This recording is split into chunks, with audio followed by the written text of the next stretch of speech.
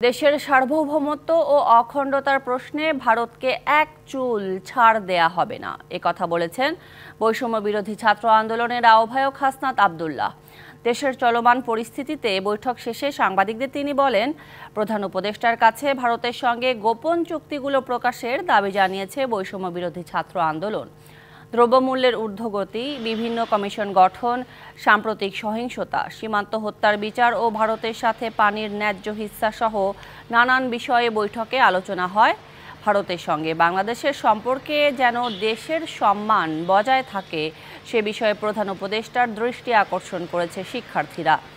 জাতীয় ঐক্যের ডাক দিতে দেশের প্রধান রাজনৈতিক দলগুলোর পাশাপাশি ধর্মীয় নেতাদের সঙ্গে সংলাপে বসবেন প্রধান উপদেষ্টা।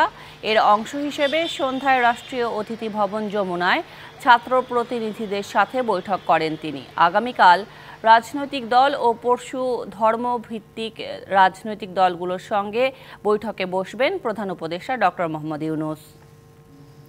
নগদের সর্বোচ্চ বার 167 টাকা রিচার্জে পাবেন 1 লাখ টাকা পুরস্কার। আরও আছে প্রতি সপ্তাহে পুরস্কার ও ক্যাশব্যাক।